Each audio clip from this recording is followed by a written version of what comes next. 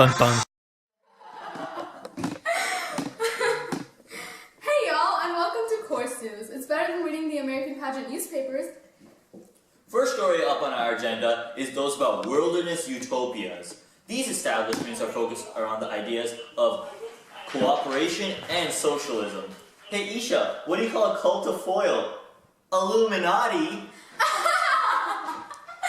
Nice one, Samihan. Let's take to Tina in New Harmony, Indiana. Howdy, Esha. I'm here with Robert Owen, a social activist who's a founder of the New Harmony Utopian Society. So, tell us more about your experiment. Well, I came to America in 1825 from Scotland and invested the bulk of my fortune in a 1,000-member colony in the beautiful banks of Wabash River. Wow, that is so interesting!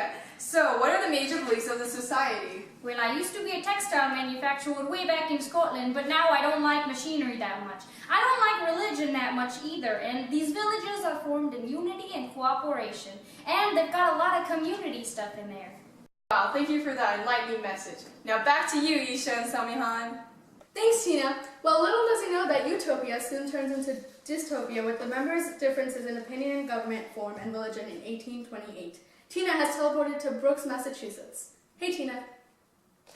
Thanks, Esha. I'm here with George Ripley and his wife, Sophia Dana Ripley. So, who are you guys? I am George Ripley, and I am the founder of the Transcendental Club, and I am the informal director of the Brook Farm, and my wife here is pretty smart and cultured.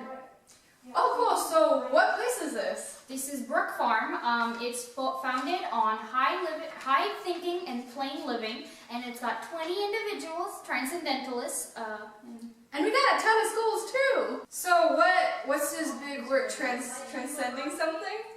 Well, our belief system is that humans are innately good. And also, shout out to Ralph Waldo Emerson. Cool dude. Alright, thanks. Back to you, Esha and Samihan. And that one fails too, because in 1846, the communal building of the Brooks Farm community fell due to a fire. I guess you can say it was too lit.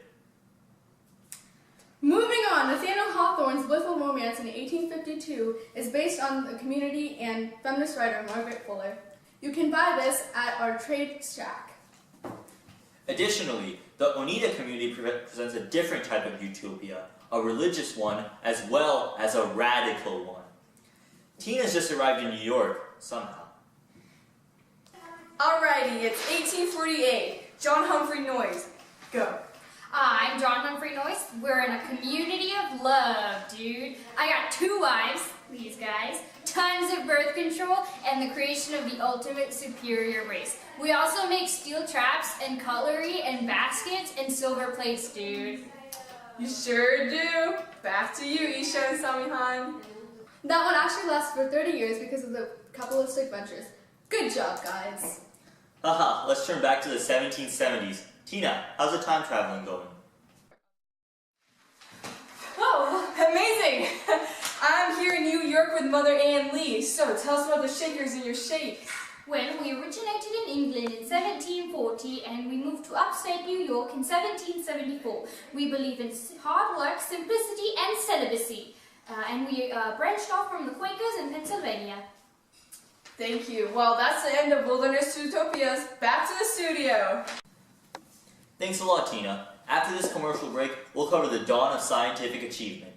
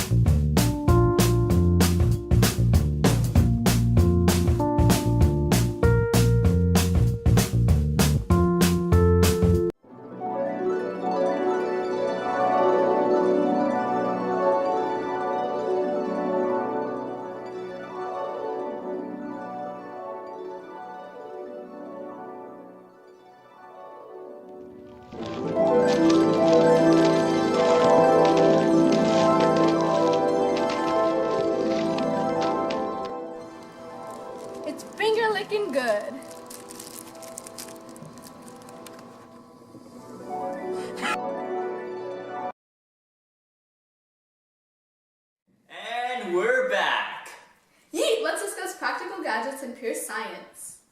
Whoa, Tina! Oh my god, how did you get here?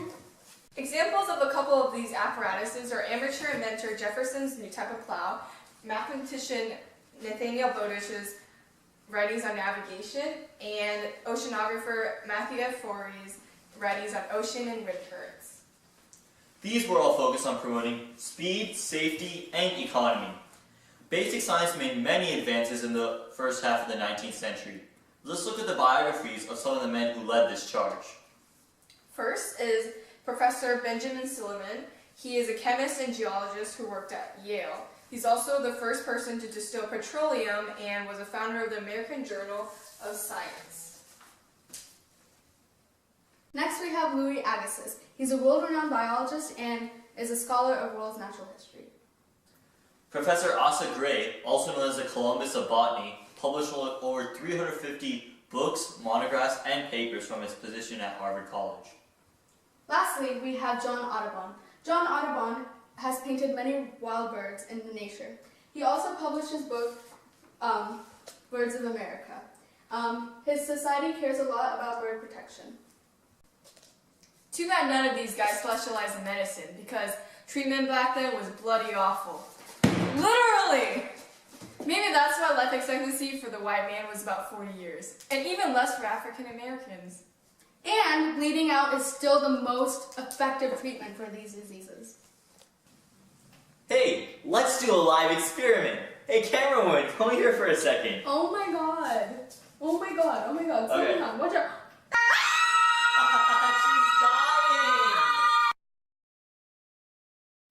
And that's used to cure malaria and rheumatics.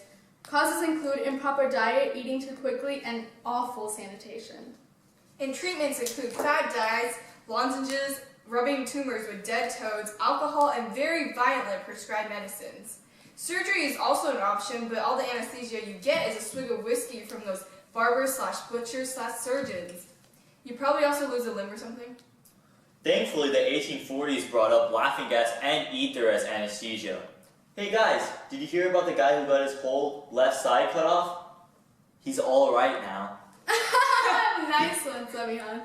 So that's all we have for you today. I'm Esha Patel. I'm Samihan Dani. And I'm Tina Chang. We are Course News.